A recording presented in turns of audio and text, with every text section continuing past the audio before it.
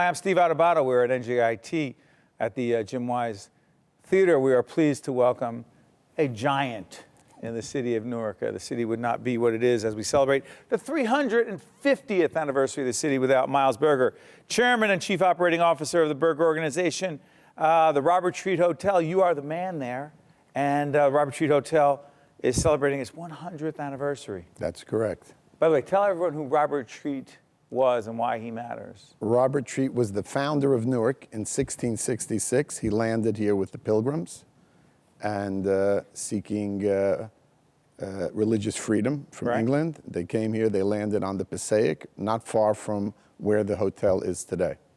And the Robert Treat Hotel, I mean, we taped for so many years there. The old New Jersey Network studio was there, and Miles, just you and your team have kept things together for so long. So many renovations, a lot of renovation going on there, right? Yeah, constantly. Talk about it.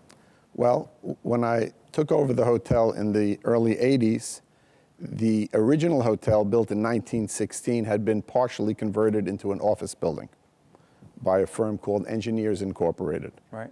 And they had their offices there, and one of the ballrooms was their drafting room with 100 drafting tables where they had architects and engineers drawing. And over the years, we renovated that building completely into a full office building. That's called the Robert Treat Center. So that's the original 1916 hotel. In 1966, a new hotel was added to it, 175 rooms, and those are the rooms that we operate today as the hotel. Miles, as we've talked over the years, we have so many offline conversations as well. The 67 riots, rebellion, whatever one chooses to call it. What impact did it have on you and your view of what downtown Newark could be and the future of this hotel? Right. Well, I came here in '76. Right. So I'm here 40 years. So the riots occurred before I got here. But they had a significant effect on the downtown area and on the hotel industry in Newark. What we saw happen after the riots is all the hotels that were built for the next 35 years were built only at the airport. That changed. Not downtown. Not downtown. Out there at the airport. Out at the airport, and you have roughly 25 hotels at the airport today of various sizes and kinds. It was difficult in the 80s and early 90s to get traveling guests to stay within the city. That whole perception and that whole problem has changed over the past decade. What do you think? What do you think has changed it? The attitude and the reality of the city of Newark. Describe it. Well, Newark has improved dramatically over the past decade and longer. Downtown is 100% safe. Guests come in, they feel safe. Today they stroll through Military Park, which they couldn't really do even 5 years ago with the renovation of Military Park. The Military Park area has been dramatically improved. We owe credit really to one company that took the bull by the horns, and that's Prudential Insurance Company. By building their new tower on Broad Street across from Military Park, that was the catalyst that enables Haynes to be renovated now and future development, which we're going to see over the next several years right around the park. And right across the street, we also do some taping at the New Jersey Performing Arts Center. It's right across the street from you. Yes. It matters. Oh, absolutely. Why? NJPAC brings in hundreds of thousands of people a year to the city of Newark. They spend money in the city, and they also see the city. Many suburbanites didn't want to come to Newark after the riots.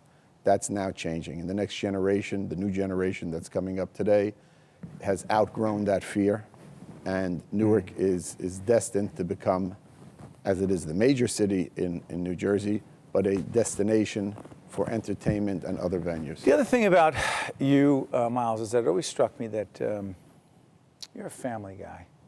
And there's a family connection here. Yes. Talk about the family connection and this hotel and this city. Well, my father and his brother started our business in the 30s, in early the 30s? Yes, 1930s. Not in New Jersey, but in the Bronx. Right. I'm originally from the Bronx. And they bought real estate. We came out here to Newark when we bought a hotel on Broad Street, the closed Holiday Inn, and opened it up and operated there. And from that building, we ended up buying many more buildings in Newark and Jersey City. Why? What did they see in Newark? Well, we saw an opportunity in terms of value. We were able to buy value in Newark, meaning very good buildings at lower prices.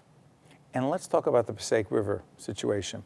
We're going to be doing a lot of our programming centers on what's happening along the Passaic River. People say, oh, the Passaic River, what, it was polluted. What's going on in the Passaic River? You're going to be water skiing in the Passaic River one day in the future. Water skiing. Water skiing, Tell yes. folks how exciting it is over there. Well, the riverfront that's being developed by the county and now by the city, River Walk, is going to be a fabulous walkway, boardwalk, pedestrian center with playgrounds and parks and all kinds of activities up and down the river, all the way up to 280, down to where it began in the Ironbound. And the Robert Treat Hotel, as it celebrates the 100th anniversary in the middle of all this. How do you want to celebrate this as we continue to put information up so people can find out more? How do you want to celebrate this? Well, we want to celebrate this looking forward to the future. The future for Newark is bright. The future for New Jersey is bright. And the future for this country is bright. You believe that? Yes. In spite of all Newark's challenges? In spite of all the challenges. People are going to realize soon, as they have in other cities, that Newark is viable. Newark's location can't be beat. 22 minutes to Midtown Manhattan by public transportation. It can't be matched. Plus right out to the airport? Right out to the best airport in the region. Many New Yorkers want to fly in and out of Newark and not bother with Kennedy or LaGuardia. We have the seaport. We have every highway.